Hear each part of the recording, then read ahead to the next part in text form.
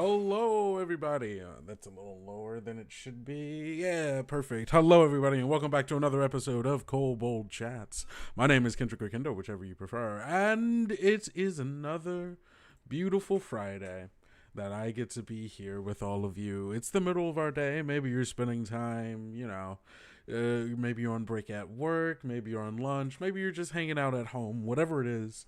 Thank you so much for being here, hanging out with me, talking about one of my favorite things in the world, Kobold Chats. Kobold Chats, yes, but Kobold Press just in general, and tabletop RPGs. And, well, hey, I've got a real special one for you all today. As you could probably tell by the title of this, we released a brand new adventure for Tales of the Valiant called the Wyddcallum Curse. And we're going to be taking a little bit of a look into it, a little sneak peek as always that we like to do here on Kobold Chats. But also, just like a thing that's kind of special about it is that this will be our first soft cover printing of a Tales of the Valiant adventure from us. So we're doing a first printing. It's a limited run. So I'm just incredibly excited about that. So it's going to be, we're going to take a little bit of a look into it. So, but before that, we got some stuff we need to talk about. All right. So, as you should already know by now, the Tales of the Valiant Player's Guide to Kickstarter goes live next week. Next Tuesday? Yeah. The 27th. So if you haven't already gotten notified, head on over to the Kickstarter page so that you can be one of the first people to have pledged. You'll be able to get a look at the preview PDF, which is another thing that we're going to be taking a look at as well. Once that's out, I've got a lot of stuff planned for the weeks during the Kickstarter for Player's Guide 2, so that's gonna be good. But yeah, so hey, I don't know. I don't know what to tell you at this point. We've been trying to hype it up. We have 2,500 people, a little bit more than that, already following, getting ready to get notified. This is going to be. My hope is that this is going to be as exciting for us as when Tales of the Valiant first came out, right? Because this is just a huge expansion upon what the first Player's Guide and Monster Vault give us to start off with. This is when Tales of the Valiant, I think, is really going to make its mark as far as this is what this game is and how it has evolved past 5th edition and is its own thing. And I'm incredible, the new subclasses, new classes, it's going to be great. So super excited about that. So yeah, go click, go get notified. The link is in the chat. It's also in the description of this VOD. So there you go. Next up, you hopefully you all saw, but earlier this week, this past Wednesday, we had a new video come out over on our YouTube, another Loot the Box, where I was popping open this bad boy. Hold on.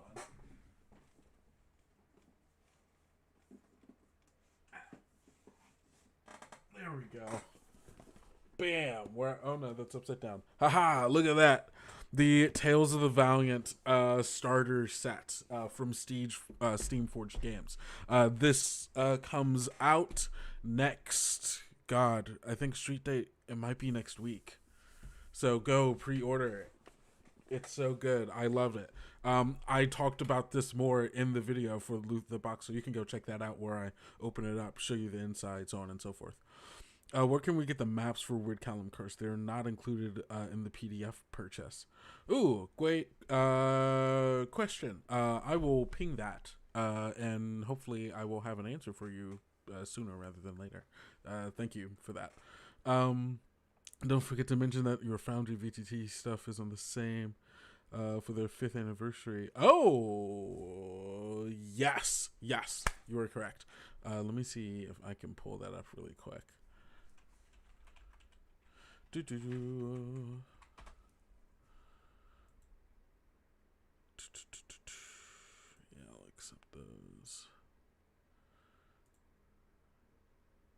Let me pull this up for us.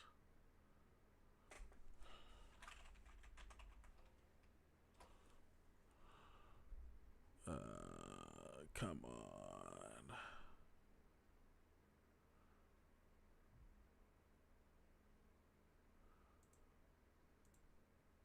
Sorry, hold on. It's going to take me a second to find. I'll find this and I can talk about it when I find it. But yes, the Tales of the Valiant starter set. You can go get that over on Steamforged Games for $44.99. I think it's for like less than 50. No, you're so good. You just reminded me of something that I had forgotten. But for like less than $50, you can get this. Like genuinely, it's 4 adventures, 4 miniatures, pre-gen character sheets, 3 maps, dice. It's and like honest and like information for how to get into tabletop RPGs, as well as like specifically Tales of the Valiant, but genuinely covering even more base things than that really makes this like, and I've already seen some people say like this is the kind of thing that they need for their players to help them ease them into new systems, right? A starter set like this, and I think it does its job personally. I'm going to force my roommates to play it with me so I can actually get like a feeling of it as well. But just as like a cursory glance, pretty sick. So go. I think did I put that? I did not put that link in here. Hold on, give me a second. Let me get that link for you. There it is. All right. So next up, we got to talk about the blog because I love the blog, and Jeff has another great, another good one for us that I'm interested to see where this series goes. So this next blog post is 24 things to do with Mage Hand. Let me take a drink of water really quick.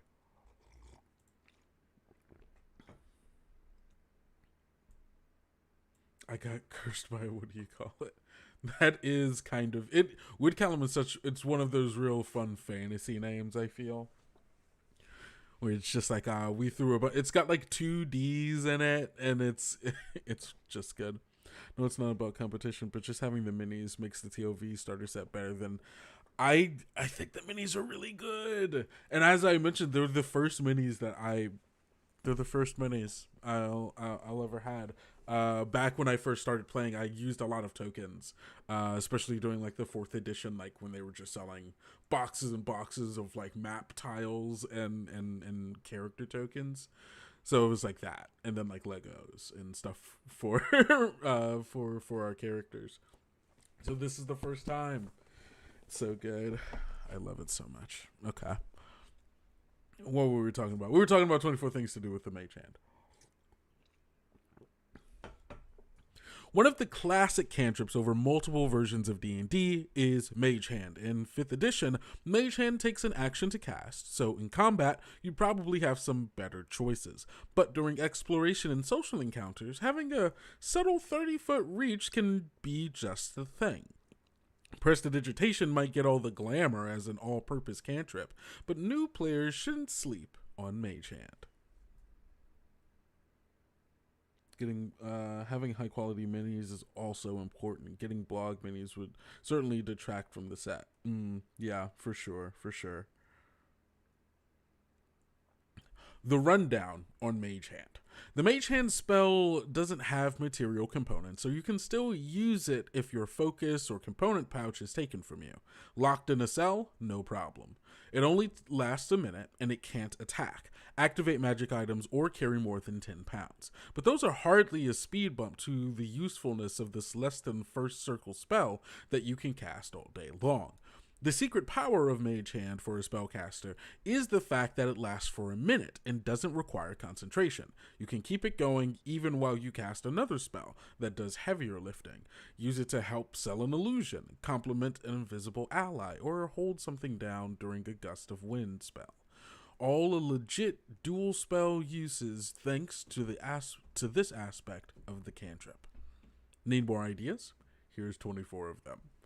A GM might be within rights to ask for an ability check to pull some of these off effectively, but you wouldn't even have a chance without the spell. Try this. So first one, tie a rope off a ledge or across a chasm. That's great. That immediately, hey Hawkeye, it immediately reminds me of like most of the ways that I used Mage Hand in like Baldur's Gate, of just like, there's a lever, it's a little far away, let's just Mage Hand rather than like running all the way across. Open the door across a room. Trigger a trap while you're safely out of range. That's good for arcane tricksters especially. Pick up a weapon that a fighter disarmed from an enemy. Oh, that's good. Pull back a curtain to improve visibility, or hold it closed to ensure obscurement. Toss a handful of dirt into the air to reveal an invisible enemy. Tap a guard on the shoulder as a distraction to help the rogue stay hidden. Extinguish a candle or lantern. Hold a torch or other item so your hands stay free. Pour a healing potion down a wounded ally's throat when you can't get over there. Paddle a raft or canoe. Scatter oil or caltrops on a space or enemy. Oh, that's good. See, there's a lot of these that I feel like are very good for certain kinds of like arcane trickster rogues, especially like I love playing. I don't know why, when I'm a rogue I love just having a bunch of things on me. Like I love ball bearings, I love having empty glass bottles, I love like, because there are so many different ways you could use all those things, right? And so having the Mage Hand aid in doing some of that is really good. Aid an intimidation attempt by holding a dagger. Oh, wait, did I missed something. I missed one. Oh, no, I missed a few. Oh, pick up and carry a handful of dangerous substance like acid or lava. With that, I guess lava wouldn't do damage to it, would it? Does Mage Hand take damage? I don't think Mage Hand takes damage. So you could... Oh. Huh. Yeah, I guess you could. Aid a deception attempt by making an item float. Aid an intimidation attempt by holding a dagger above an enemy. Tie down an unaware enemy's sword so they can't draw it. Throw a blanket over an enemy's head to blind them for a round. Tie a sleeping enemy's shoelaces together. Grab a key from a guard across the room and unlock the cell door. Float your familiar above dangerous terrain. Oh, that's good. Unless lava slowly dissolves the Mage Hand. I mean, potentially, yeah. I guess at that point, it's up to you and the GM to figure out. Okay, so how does this interact with danger? Yeah, act quickly might be the mode. Grab a key from a guard across the room and unlock the cell door. Float your familiar above dangerous terrain. Hold a shield to provide cover. Give someone a wedgie. Pull levers and activate machinery from a distance for safety or curiosity purposes. So I'm thinking about give someone a wedgie just got me for some reason. That was just kind of funny.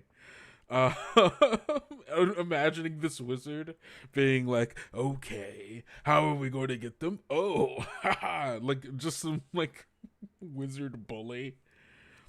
Oh my god. Rip or tear paper. From wanted posters to scrolls, paper is well within the 10-pound limit. True. What else can you surprise your GM with? Thank you, Jeff. This is so good. Maybe the acid lava can be thrown at an enemy. Yeah, at that point, like, right? Like, can you throw acid and lava if it doesn't do damage? Who knows? I read this blog post earlier this week, kept thinking of Scanlan's hand from, 100% that. 100% that. It feels it does feel, I guess bards, I forget bards also get, Mage Hand. That's sick. Alright, well, hey gang. That's the blog. I love the blog. And there's more stuff. That's just what came out yesterday. What came out today? New monsters from the void. So this is the great thing about the blog, and I'm always saying it, and I'll always keep saying it. The Kobold Press blog is constantly pulling out new monsters, new subclasses, new mechanics, new everything that you could just throw into your game, and it's free. So go check out the blog. There's so much cool stuff. It's so good. Hey, hey, look, a reveal of the Riverbank map. And a little blog by Kids Johnson. A little character. See? We've always got stuff on the Kobold Press blog. Go check out the Kobold Press blog. Come on, man. Don't you want to do it? For me? For me? Okay. All right. Next and last, we have to talk about Wyddcallum's Curse. The Wyddcallum Curse. And why do we have to talk about it? Because I think it's so cool. I think it's great. Because, well, we're going to say. Also, you might have noticed that on the Kobold Press store, we've added this like different currency tabs, I guess, so that it can switch to whatever currency that you use. You use Canadian dollars, spam. You can switch it over to that. You want to use Great British pounds or euros? Hey, guess what? You can click it and it'll change it to that as well. Also, while you're on any of the pages, you can just click over as well, and it'll reload the page, so on and so forth.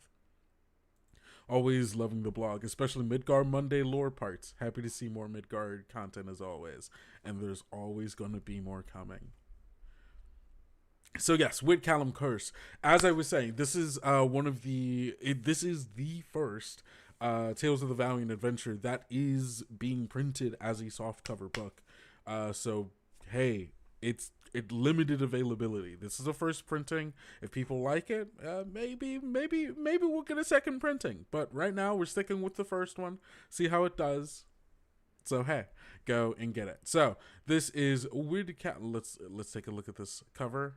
Beautiful, gorgeous. The Wyddcallum Curse, an introductory adventure for new players and game masters. Oh ho ho! What could that be? Well, let's take a look. So. This game, it's Tales of the Valiant, authors by Andy Collins and Steve Winter of gosh, so much acclaim. And it's adventuring levels 1 through 5, about 66-page adventure. So, break the curse. The exiled Thane of Wyddcallum has returned to his ancestral valley to reclaim his family home. Your characters will be instrumental to his success or failure. Will you help bring peace and prosperity to the region once again, or fall prey to the curse that drove the Wyddcallums out? This starter adventure for the Tales of the Valiant role-playing game provides an imaginative sandbox for low-level characters to explore. Inside, you'll find everything you need. Advice for first-time GMs and players. A ready-made start to a heroic career from levels 1 to 5. For experienced GMs, a set of side-trek adventures for any campaign. To play, you need the Tales of the Valiant Player's Guide and Monster Vault, or any 5th edition rule set, along with a group of 3 to 6 players, curiosity, and creativity. Explore, win hearts, and fight for what's good. The Curse, the Wyddcallum. I keep wanting to say the Curse of Wyddcallum, and that's inaccurate. That's not the name of it at all. But I'm throwing the link into the chats so you can go and check it out. The PDF is only $9.99, and getting the soft cover is $19.99, and a little cheaper getting both of them together. So go and get it. And hey, I'm not just saying hey, go and get it without letting you know what's in the book, because guess what? I've got the PDF, and now we're going to take a little look-see into it because. Well, I think this is dope. And again, another thing that, because my partner actually has never played 5th edition. We've played a bunch of other ttrpgs, but has never played 5th edition, never played Tales of the Valiant or D&D or anything like that. And so I'm super interested in maybe this will be it. if I can convince my roommate, which by convince I will just have to say, hey, do you want to do this? And they will say yes. So we're gonna do it. Bam! Wyddcallum Curse. Let's get into it. So, as the kind of subtitle here says, kind of showed, this game and this adventure was designed with new players and new game masters in mind. So, for a game master, what you're going to get from here, and this is also good for experienced game masters, because game masters come in all different kinds of styles, right? Specifically, this is trying to help facilitate you telling stories within a sandbox campaign, which is generally like, as we could think of, like, most, like, if you're unfamiliar with the term like sandbox, right, this is similar to a lot of like Elder Scrolls games, right, where there is a world that exists where you have a bunch of different quests and stuff. Maybe you have a main story, maybe it is just a bunch of disparate quests, or so on and so forth, but the characters, the players, have the freedom to explore that world, that setting, that map, whatever, and do things in whatever order, however they please. Maybe there'll be some, like, you know, blockings of like, hey, you have to do this before you can do this. So, like, whatever it looks like. But the main thing here is that there isn't like a, like, okay, you go from this place to this place to this place to this place. It's kind of like they can pick and choose how to do things however they want. And sometimes that means there'll be consequences, because they'll ignore something that was happening for a little too long and the world keeps moving. So this is helping you get a better sense of like, what does it feel like to run that kind of game and how to get into it. Hello, hope you're well as well. So let's get into this. Getting the most from a first adventure. 3 kinds of people will play the Wyddcallum Curse: players and game masters who are new to Tales of the Valiant role-playing game, players and GMs who are new to all role-playing games, and experienced role-players who want a terrific low-level adventure. Which group are you in? If you intend to be a player in this adventure, not the GM, you should stop reading now to avoid spoiling any surprises. If you're still reading, we'll assume you are or would like to be a game master. How did Tales of the Valiant start? Oh gosh. Tales of the Valiant started because Kobold Press was looking to, they wanted to make a game, right? There was a pretty big fiasco considering the D&D 5th edition OGL and how Wizards of the Coast was handling it at the time. And Kobold Press basically was like, okay, hey, this gives us a chance to do what we want to do, right? This gives us a chance to, we want to make a game. We want to make something that is our own and also be able to bring our community along with us without making it so that they have to throw away the years worth of things that we've already been making them, right? And so for 5th edition is what we've been designing for mainly for the past years, right?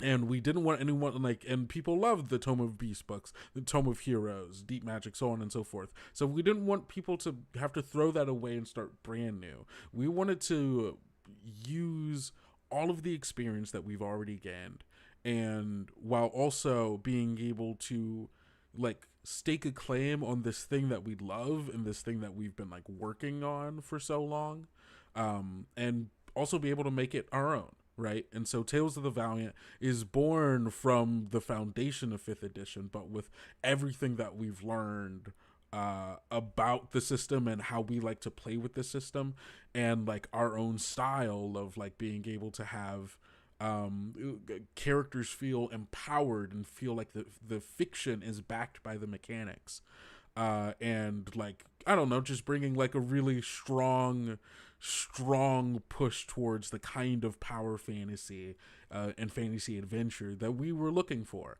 And so Tales of the Valiant was that, and it, I think, has been such a huge success in that it does what it's promised in like bringing a new like flavor to 5th edition, and bringing and really honing in on what makes the system really good and what could make it even better.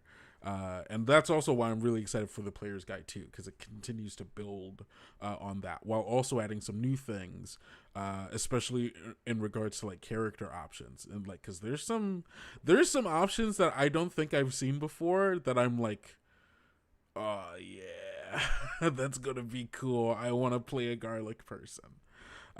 It's yeah. Does this and other TOV content have playing in Midgard lore conversion side panel for this? Yeah. So there is there are some of the Tales of the Valiant books are Midgard books, right? So like the Old Margrave, which we just came out with not that long ago, it's the Old Margrave, right, from Midgard.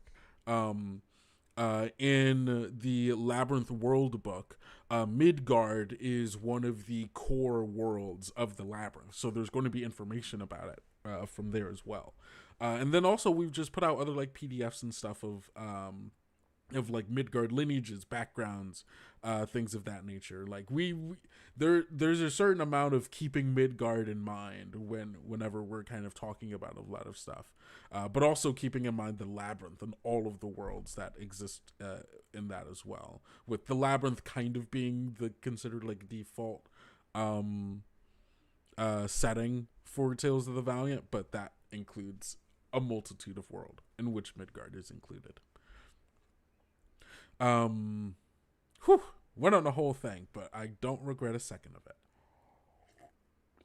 it. Okay, so next up, we're talking about the game master's job. From one perspective, being a GM is complicated. You have many jobs to do and lots of information to keep track of, all at the same time. From another perspective, being a GM is simple. You have only one concern, helping to ensure that everyone at the table has the chance to have fun. Everything else lies up behind that job. Excuse me. Note that your job is not to guarantee everyone has fun. That's up to the players. You can't make anyone enjoy themselves. What you can do, and have the responsibility to do, as GM, is spread the opportunity before them and help them make the most of it. Along the way, you should have a great time too. So, then it starts talking about like the basics of the game, right? Learning the rules of Tales of the Valiant. You know, talking about like what is storytelling and all of that. We don't necessarily need to get that as well, but it's like kind of like the core tenets of like, hey, here's what we think being a game master is, and of course you might read it and disagree or have like different thoughts on it, and that's totally okay. What we're saying is not the be all end all. It's just how we think of it and how we've designed it. Maybe you'll have different core tenets, or maybe you will agree. Who's to say? It goes in here talking about session zeros, which is so incredibly important. I think a very good thing for new game masters and new players in general, to try to learn and make a part of their norm, right? Having the conversation of expectations of, hey, what is this game that we're playing? What is the story that we're hoping to tell? What kind of characters do we want to play? Are we playing a serious game? A funny game? Is it horror? Is it, political? Like what is the game that we're playing? And making sure that everybody's on the same page and okay with that, which is going to save you so many problems in the future. So many horror stories within tabletop RPGs, I think, would be solved if people just sat down and had a conversation about it. Just sat down and was like, hey, let's just make sure we're all on the same page about the thing that we want to do. And if someone is not in agreement, how can we get you to agree? And if not, maybe you don't play at this table right now, So easy, just a conversation. So, bam. Next up, chapter 1 is understanding the adventure. And so this is telling you, hey, how can you read an adventure? What is experience points and leveling up? Here's all of the different chapters, right? So there's the chapter overview. And then there's, hey, chapter 1, this one, understanding how to read everything. Chapter 2 is where the adventure kicks off. Let's zoom in here. The characters jump straight into action, battling a group of kobolds that have blocked the river mouth to prevent ships from coming or going. After they clear the river, the characters investigate a nearby watchtower where more kobolds lurk. And with the river open, Wyddcallum's crew set... Oh, my cat might start yelling.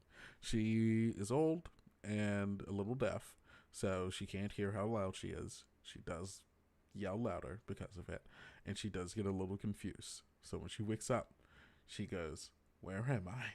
And she screams. My apologies. With the river reopened, Wyddcallum's crew set sail to the only town in the valley, Inverbellen. The characters can spend a few days here, get to know some of the local NPCs and their concern. Wyddcallum Manor, Chapter 4. Once the expedition settles into Inverbellen, the characters receive their next real mission, clearing monsters and outlaws out of Wyddcallum Manor. The characters might not be able to defeat all the enemies in the manor at once. They'll need to enter, fight a few foes, retreat, recover, return the next day for more. Remember that each time the characters retreats, kobolds in the manor can adjust their defenses and be a little more prepared the next day. Those decisions are up to you. You can make things easy or as difficult for the characters as you like. Chapter 5. Harpies. With the manor recaptured, repairs can begin, but Wyddcallum's sentries start disappearing in the night. If the characters seem unsure what to do next, start this mission. Oh, so there's different missions based on sea? The beauty of a sandbox. Moonrise Vale. The folk of Inverbellen believe the village of Beastkin living to the north are stealing their sheep. They want those folk punished severely. But there's more to this story than the shepherds realize. The characters can be asked to deal with the Beastkin at a point when they're unsure of what to do next. Fannin Isle. An island rises from a lake in the valley, upland, shrouded in mystery. Ruins on this island are home to fey creatures who will help the characters and others who will happily kill them. PCs can be sent to investigate the island by their captain, or they can check it out just because they're curious. So if you're getting the sense of it... But now I am. Yeah, exactly. So if you're getting a sense of it, these different chapters are just all of the different places in wait, there's a map somewhere. Hold on, let me find the map. Oh gosh. And look at all this gorgeous maps for this. Where is the map? Where is the map? I know it's somewhere here.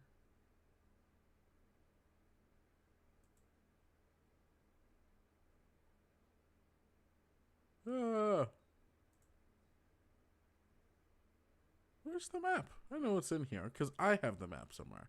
Wherever. I'll figure it out. But like all of these places are different locations that players can be sent to by PCs, or they can be sent to, or NPCs, or they can just wander upon themselves. It really gives the sense of like you can just go out and explore this world however you want, and the world is almost reacting to you in many ways, which is great. Also, you convinced me to set aside Midgard and Numenera stuff for my sandbox campaign for now. Prioritize reading. Hey, I'm glad to hear it. I hope you. I genuinely. I think it is. I think Tales of the Valiant changes things about 5th edition that I generally had an issue with, but also brings forward so much potential in a lot of the things, and especially like just like.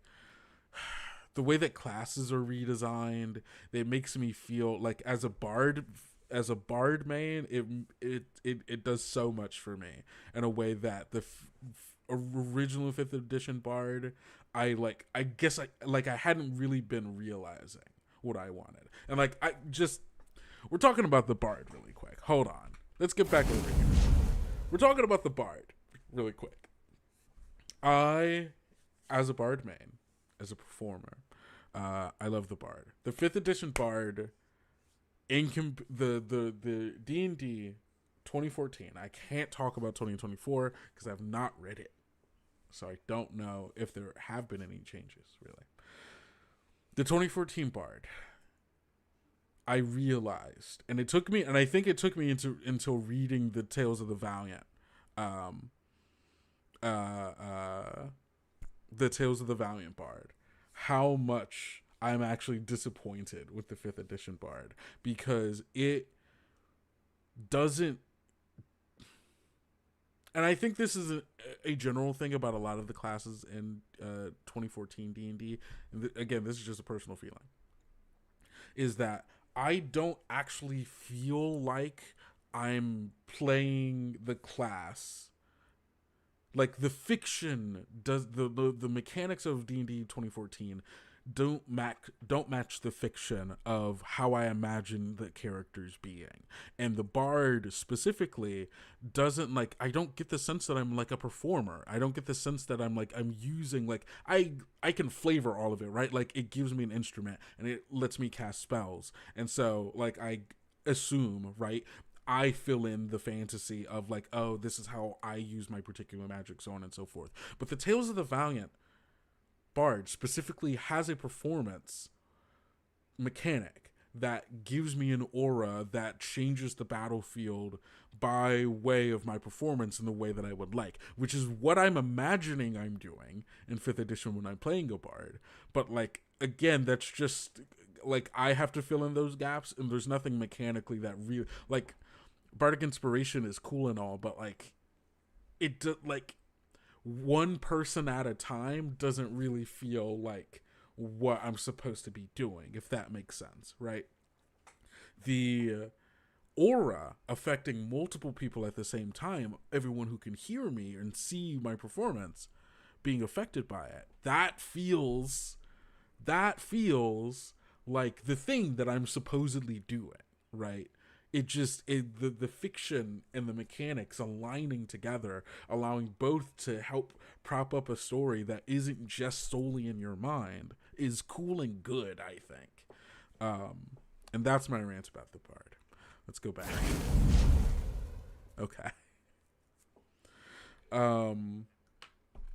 I main bard, yes I do. Awesome. In the one game, I'm a player instead of GM. I'm a Kobold Bard and loving it. I use that performance mechanic in this month's game to change the balance of the fight. It's exactly, which is what you want to be doing. That's how you want it to feel. So good. Okay, what are the so there's the Harpies, the Moonrise Vale, Fan and Isle, the Tombs of the Forebears, Sabakir Abbey. Gosh, there's so many places. Faramir. I don't know how I would say this word. Faramir.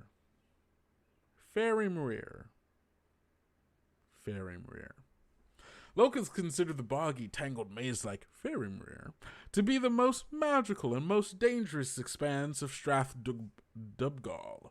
No one would dream of ordering the characters to go there, but being adventurers, they might make that choice themselves. On their first foray, the Fae they encounter are more whimsical than lethal, but the danger is still real. See? Beautiful. And so this is 100% the kind of thing where it's like, okay, you end the session, and then you go, okay, hey, where do you guys think you're heading now? So on and so forth. So you can read that chapter, be prepared, so on and so forth. You should definitely read over the whole thing in its entirety just to get a general sense, but deep reading and preparation, you can wait until you know they're actually going to go. And then exploring all of that. And keep in mind, there are a few tips for game. There may be shiny somewhere inside. Exactly. Ooh, patrons. A recurring theme in role-playing adventures is that of patrons, NPCs who hire or enlist the player characters for a job, a mission, or a quest. In this adventure, the characters have 3 key patrons. Fade Wyddcallum is the scion of the Wyddcallum family. His ancestors were Thanes of Strath-Dubgal, but a dispute with the king got them banished from their ancestral land until 4 generations had proven their loyalty. Fade is that 4th generation. He's a human in his mid-30s. Wyddcallum is a healthy and active Wyddcallum is healthy and active, but he's more suited to a life as a diplomat or administrator than as a warrior. He's unmarried and has no heir. Player characters can interact with Wyddcallum on important matters. For most things, they deal directly with Murdo or Raveneye. Wyddcallum is a Thane and their boss. He doesn't put up with disrespect. Beautiful, good. Also, I'm seeing the route of someone trying to romance feed Wyddcallum. Is like, oh, he's single, unmarried, and no heir. Interesting. Would he like to change that? Captain Kalan Murdo is Wyddcallum's trainer, second in command, and chief advisor on all things martial. She is a human in her late 40s. Murdo served in the King's Legion for over a decade of war. She's an excellent resource for the characters if they have tactical questions, such as the best way to approach the manor or how to fight a griffin. Offer good advice freely as Captain Murdo, but efficient. She always has other duties besides counseling the PCs. I'm like one of a dozen people who actively seeks out stealth games. My main is Rogue. Love a Rogue. It's still odd to me that the game I run, the players are garbage at stealth and subterfuge, but it's fine. I can throw stealthy creatures at them and enjoy that. Exactly. There you go. Use it against them if they won't do it for you. Durson Raveneye is a wizard, a scholar, historian, and natural philosopher. He's been Wyddcallum's mentor throughout the younger man's life.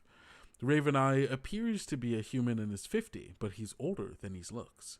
Exactly how old, no one knows for sure, but he was a mentor to Fade's father and grandfather too. Some believe his longevity stems from elven lineage. Raveneye cultivates an air of arcane mystery, dressing in black, wrapping himself in a bearskin cloak, complete with a hood fashioned from the bear's face. Because it frightens away everyday charm seekers and the merely curious, with those he finds worthy of his time, he's not only intelligent and wise, but also funny and charming. PCs come to him when they have questions about magic, ancient knowledge, Wyddcallum family history, and other matters of lore. Ooh, I love it. Okay, so here's some tips for some game masters. There is no set sequence for telling the stories of Strath Dubgal. Encourage players to chart their own course. Stories unfold through the characters' actions. Okay. Some enemies are too strong to be defeated by low-level characters in head-on combat. There's no shame in retreating from a stronger foe. Finding an enemy's weakness and exploiting it can give inexperienced characters a vital edge. Likewise, weak enemies are likely to flee from rugged adventurers rather than face certain defeat. They can always come back with a better plan or with bigger friends. Use your NPCs. Encourage role-playing by doing it yourself. Have conversations. Get into arguments. Make friends and enemies. Inverbellum is full of people, not just buildings. The players aren't the only mercenaries in the expedition. If a PC dies, the player can create a replacement of any type they want. This new character might be one of the unnamed NPCs who previously served as a guard, but has been promoted to join the adventurers. Beginning players don't have much experience or confidence with the rules, but they know how to make choices, and that's what an RPG is about. Give them plenty of opportunities to make choices. Getting the ball rolling. One place where we don't allow leeway is at the very start. The characters are already committed to this mission, and the action is about to begin. Once players have created their characters, or even before that step, if you like, you can get the ball rolling by reading aloud or paraphrasing the following information.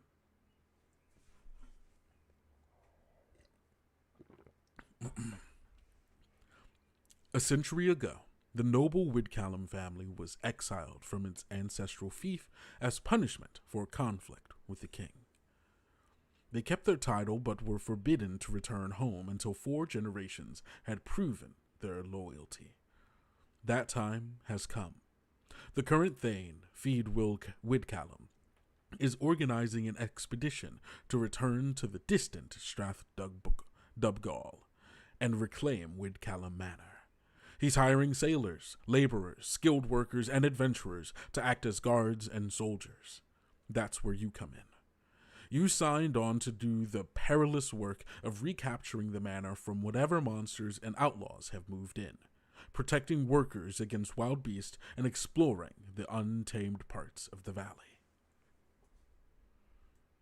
Amazing. So yeah, you're like, the adventurers are part of this larger group of people, which allows you to pull NPCs, right? Allows you to like create other like, oh man, imagining like this base camp just full of people. That's like the most RPG thing I can think of.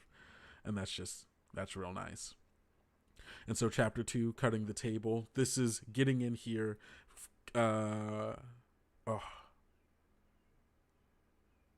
Yeah, wait. Okay, so this is cutting the table. This is where the action kicks off. Straightforward battle against kobolds. You clear them out. And then once you clear them out, I imagine this is your base camp. And then from there, you can start to explore places. Oh, I fucking love this. This is so good. Okay, well. I want my copy. I ordered it. I ordered a copy. I want it. I need it. Because I think this is what I'm going to run. I think this is the game I'm going to run for my home, for my roommate and my partner.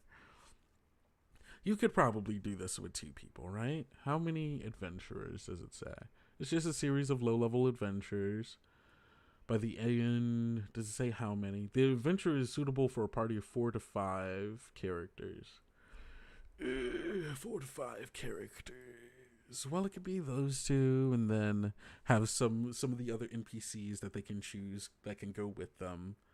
Okay, yeah. No, it's all coming together. It's all coming together. Okay, I love it. Mwah, beautiful. Yeah. Okay, cool. Sorry, no, my brain is just, I'm so latched onto this. Okay, cool. So this is it. The sandbox game. It's got all of these moving parts that you can have your players explore at their own whims, have NPCs send them to there. It's everything that I really want right now. God, my brain is just running with ideas now, and that tells me that I can't focus on this anymore. Or I'm not going to be able to focus on doing this. I'm just thinking about the game that I want to run. So please, go get the Wyddcallum Curse. And hey, you're going to have it in your hands, physically in your hands. And I think that's the coolest part of it. Oh, God. Okay, let's head on back. Hey, everybody. Thank you so much for being here for another Kobold Chats. It has been absolutely wonderful talking to you about the Wyddcallum Curse. Please go get it, and go get the Tales of the Valiant starter set, and also go get notified for Player's Guide 2. Next week, hey, guess what? We're talking about Player's Guide 2 because it's going to be live on Kickstarter, and we're going to have Celeste here, lead designer Celeste Conowitch, talking about Player's Guide 2. So bring your questions, because we will have answers. So we will see you all then. But until then, don't forget to go out, be bold, be brave, be valiant, and I will see you next time.